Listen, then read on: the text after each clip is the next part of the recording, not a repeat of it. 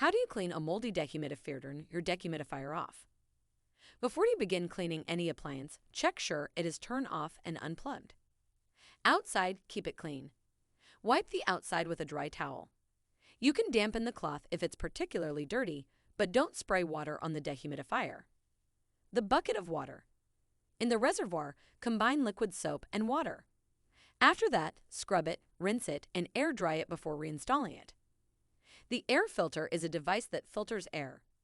Remove the air filter and wash it in hot water with soap. Allow it to dry in the open air.